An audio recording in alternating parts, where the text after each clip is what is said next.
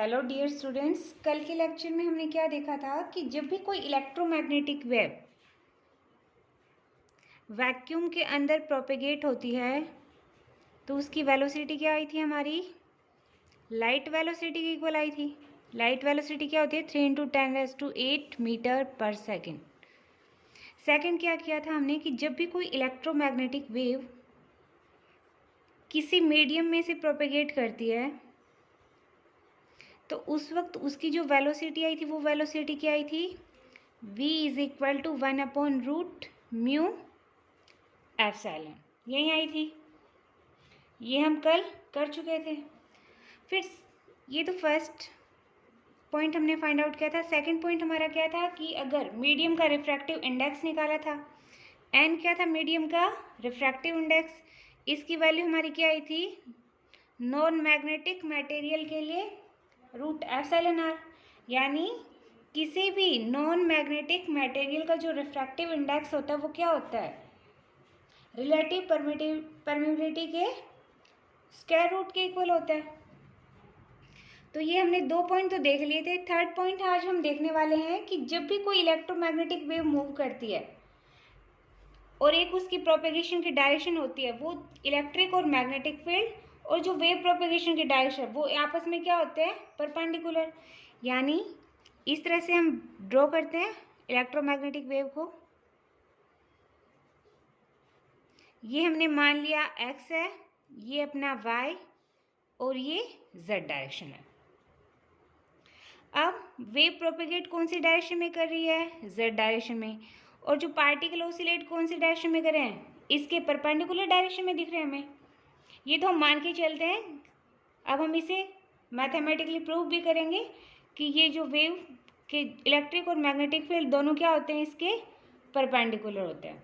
ये अपना electric field और ये अपना मैग्नेटिक फील्ड जो कौन सी डायरेक्शन में है? वाई डायरेक्शन में है।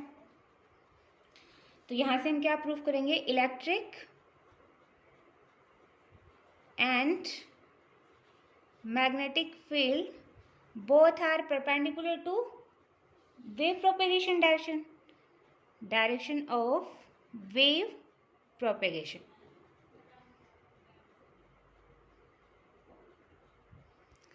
और हमें पता है जब भी कोई वेव प्रोपेगेशन की डायरेक्शन और पार्टिकल की ऑसिलेट होने की डायरेक्शन अगर दोनों एक दूसरे से अलग अलग हों तो वो कौन सी वेव होती हैं?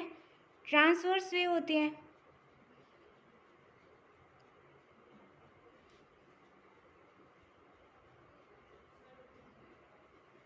तो यहाँ हमें क्या प्रूव करना है कि electromagnetic wave is transverse wave. तो यहाँ से हमारा पॉइंट हो जाएगा prove that the nature of electromagnetic wave is transverse nature.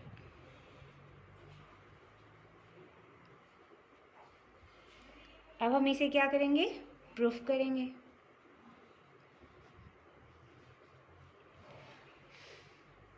अब हमने क्या लेते हैं? एक isotropic charge free current free एक मीडियम कंसीडर कर रहे हैं जिसमें इलेक्ट्रोमैग्नेटिक वेव कौन सी डायरेक्शन में प्रोपेगेट कर रही है? एक्स डायरेक्शन में। तो यहाँ से हम लिखेंगे let we consider an isotropic charge free and current free medium and an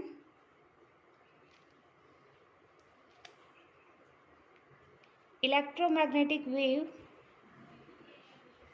propagate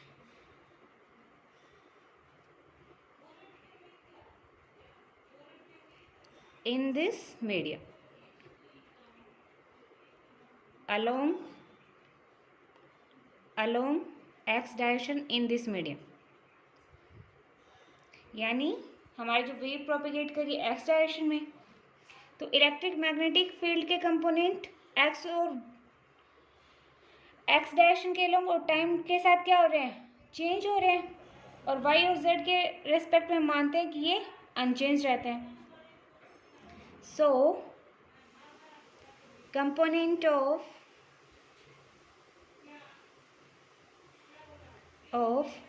electric field and magnetic field सिर्फ कौन सी डायरेक्शन के साथ चेंज हो रहे हैं, एक्स डायरेक्शन के अंदर, क्योंकि वेव प्रोपेगेट कौन सी डायरेक्शन में कर रही है, एक्स डायरेक्शन में प्रोपेगेट कर रही है, तो चेंज भी कौन सी डायरेक्शन में होंगे, एक्स डायरेक्शन में, और अनचेंज कौन सी डायरेक्शन में रहेंगे, वाई और जेड डायरेक्शन में.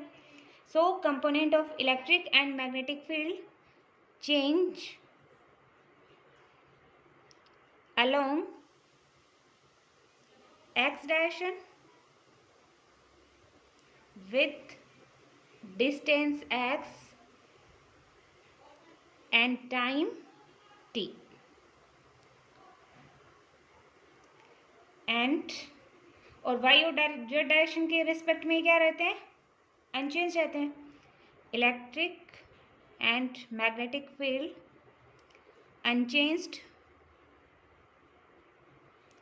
along y and z direction. इतना हो गया. यानी इसमें क्या लिया हमने प्रूफ करने के लिए, एक आइसोट्रोपिक चार्ज फ्री जिसके अंदर चार्ज जीरो है, करंट फ्री मीडियम लिया है, और जिसमें इलेक्ट्रोमैग्नेटिक वेव प्रोपेगेट हो रही है अपनी एक्स डायरेक्शन में. तो इलेक्ट्रिक फील्ड और मैग्नेटिक फील्ड के कंपोनेंट कौन सी डायरेक्शन के लॉन्ग चेंज होंगे, एक्स डायरेक्शन के अंदर चेंज होंगे. तो इलेक्ट्रिक और मैग्नेटिक फील्ड कौन से डायरेक्शन में चेंज रहेंगे, वाई और जेड डायरेक्शन में, क्योंकि अपनी वेव कौन सी डायरेक्शन में प्रोपेगेट कर रही है, एक्स डायरेक्शन में. तो यहाँ से हम ये भी लिख सकते हैं that is del upon del y del upon del z is equal to zero, क्योंकि यहाँ पर आप जब इलेक्ट्रिक फील्ड या फिर मैग्नेटिक फील्ड दोनों पर रखोगे तो उस वक्त वैल्यू क्या आएगी, जीरो, क्योंकि इलेक्ट्रिक और मैग्नेटिक फील्ड इन दोनों डायरेक्शन में क्या है, अनचेंज है, और अनचेंज का आप डिफ्रेंशिएशन करोगे तो आपका क्या आएगा, जीरो आएगा. तो हमने इलेक्ट्रिक फील्ड क्या ले लिया, ई वेक्टर है अपना, ई वेक्टर फंक्शन है एक्स का और टी का. उसी तरह से अपना मैग्नेटिक फील्ड बी वेक्टर, ये भी किसका फंक्शन है, एक्स का और टी का. अब देखो हमने बात कौन से मीडियम की थी कि चार्ज फ्री मीडियम है, यानी चार्ज फ्री मीडियम है तो अपनी डेंसिटी क्या होगी, जीरो होगी, क्योंकि रो इज इक्वल टू क्या होता है, क्यू बाई वी होता है. और हमने क्या लिया है कि करंट फ्री भी है, यानी करंट फ्री है तो जे भी क्या होगा, zero. So for charge free and current free medium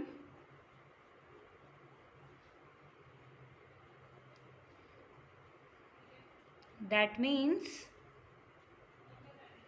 rho is equal to 0 and j is equal to 0. Okay. अब देखो अपनी मैक्सवेल फर्स्ट इक्वेशन क्या होगी, मैक्सवेल फर्स्ट इक्वेशन क्या थी, मैक्सवेल्स फर्स्ट इक्वेशन क्या थी, del dot E is equal to rho by epsilon naught था, लेकिन रो की वैल्यू क्या है, जीरो, तो ये वाली वैल्यू क्या हो जाएगी, जीरो. डेल को हम क्या लिख सकते हैं, del by del x E x plus del by del y E y plus del by del z E z is equal to zero. अब देखो हमने थोड़ी देर पहले देखा था del upon del y del by del z की value क्या आ रही है अपनी, जीरो आ रही है, तो ये वाले तो क्या हो जाएंगे, जीरो. बचेगा कौन सा कंपोनेंट, सिर्फ ये वाला, that means del E x upon del x is equal to zero. So E x क्या आएगा अपना, कांस्टेंट आएगा, यानी जिस डायरेक्शन में वेव प्रोपेगेट कर रही है उस डायरेक्शन में अपना इलेक्ट्रिक फील्ड क्या आ रहा है, कांस्टेंट आ रहा है. तो ये तो हमने फर्स्ट इक्वेशन से देखा. अब हम कौन सी इक्वेशन से देखेंगे, सेकंड इक्वेशन से. सो मैक्सवेल सेकंड इक्वेशन क्या है, Maxwell's second equation, Maxwell second equation क्या कहती है, del dot B vector is equal to zero.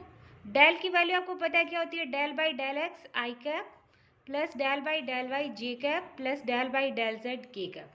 ये आपको बताने की ज़रूरत नहीं है. तो यहाँ से आप जब इसे सोल्व करोगे तो आपका क्या आएगा, del B x upon del x plus del B y upon del y plus del B z upon del z is equal to zero.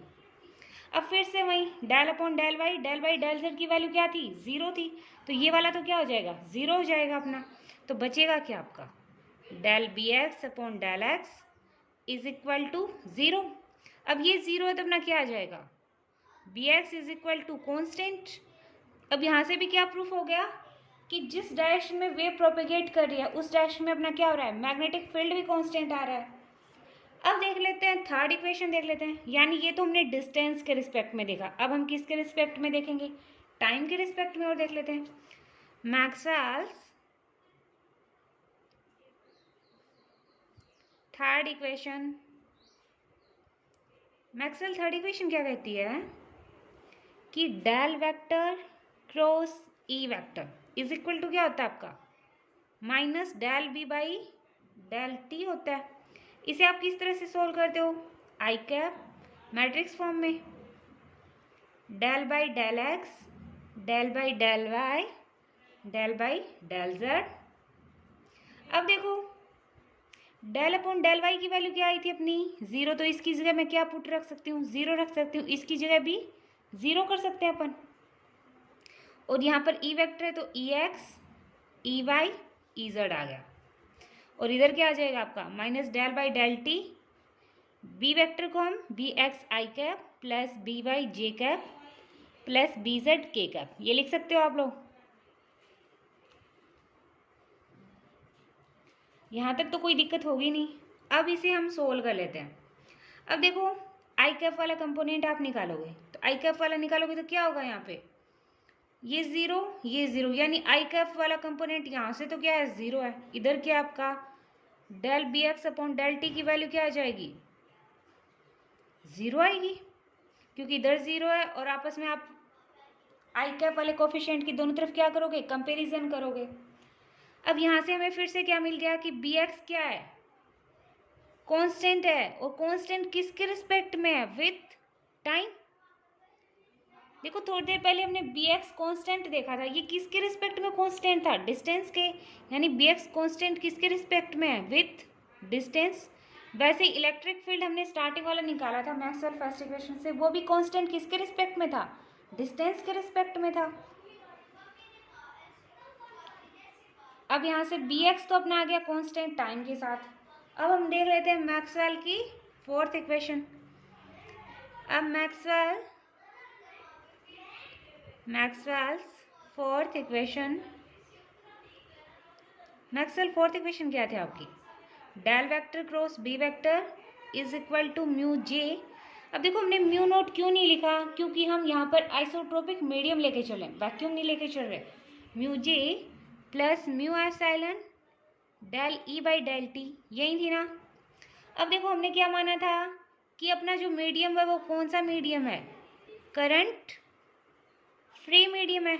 अब करंट फ्री मीडियम है तो उसमें क्या होगा आपकी J इज इक्वल टू क्या होगा, 0, तो ये वाला अपना कंपोनेंट क्या हो जाएगा, 0। तो यहाँ से क्या आएगा, del cross B vector is equal to mu epsilon del E vector upon del t. अब इसे फिर से वही करेंगे अपन मैट्रिक्स फॉर्म में, आई कैप जे कैप के कैप। अब यहाँ पे डेल बाई डेल एक्स, यहाँ पे डेल बाई डेल वाई आएगा जिसकी वैल्यू क्या होती है आपकी, 0। यहाँ पे डेल बाई डेल जेड आएगा उसकी वैल्यू भी 0 है। यहाँ पे B x B y B z, और इधर क्या आ जाएगा आपका म्यू एप्सिलॉन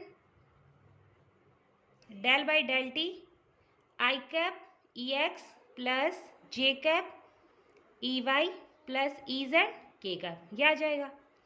अब इधर से फिर वही कंपेरिजन करोगे कोफिशिएंट की, on comparing ith coefficient on both sides, compare करोगे तो क्या आएगा, इधर से तो आपका आई कंपोनेंट क्या आ जाएगा, 0 आ जाएगा। इधर क्या है mu epsilon del E x by del T.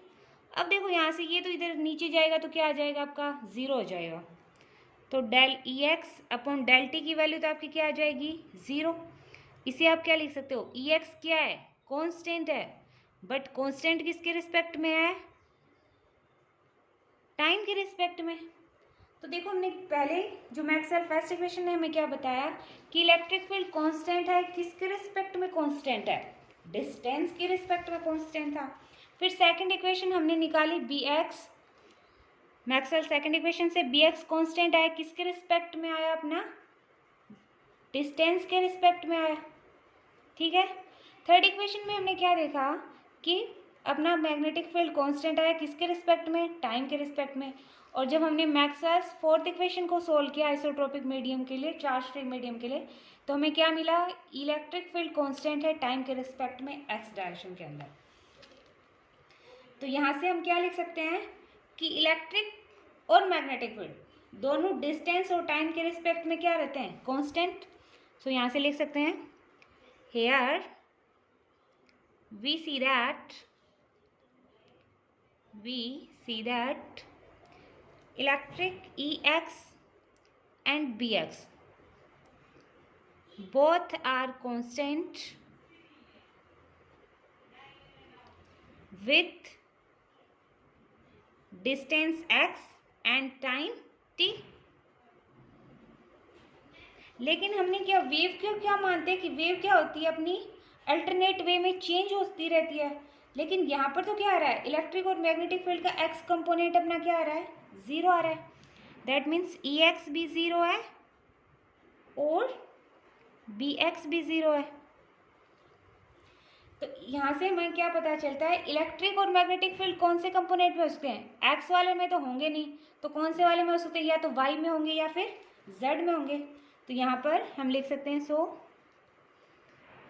Electric field कौन से में, या तो वाई वाले में होगा या फिर जेड वाले में होगा, और मैग्नेटिक फील्ड कौन से में होगा, ये भी या तो वाई वाले में होगा या फिर जेड डायरेक्शन में होगा।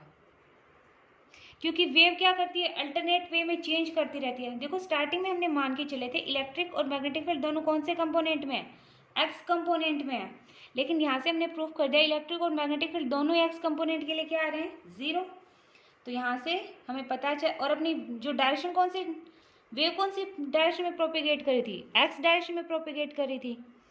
लेकिन हमारे इलेक्ट्रिक और मैग्नेटिक फील्ड दोनों इस डायरेक्शन के लिए क्या आ रहे हैं, जीरो आ रहे हैं। दैट मीन्स जो वेव प्रोपेगेशन की डायरेक्शन है वो इलेक्ट्रिक और मैग्नेटिक फील्ड के क्या है, परपेंडिकुलर है। तो इस प्रकार से वेव की क्या नेचर होती है, ट्रांसवर्स नेचर होती है। तो हम यहाँ से क्या लिखेंगे, so electric field and magnetic field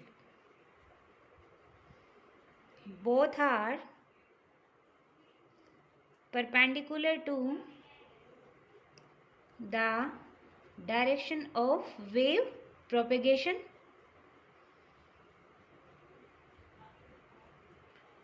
in electromagnetic wave.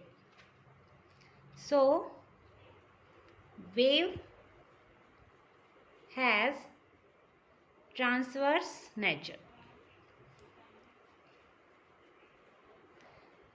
तो आज हमने प्रूफ कर दिया कि इलेक्ट्रिक और जो अपनी इलेक्ट्रोमैग्नेटिक वेव की प्रॉपर्टी क्या होती है, ट्रांसवर्स नेचर की होती है। कल हम प्रूफ करेंगे इलेक्ट्रिक और मैग्नेटिक फील्ड भी आपस में क्या होते हैं, परपेंडिकुलर होते हैं। सो आज के लिए इतना ही, थैंक यू।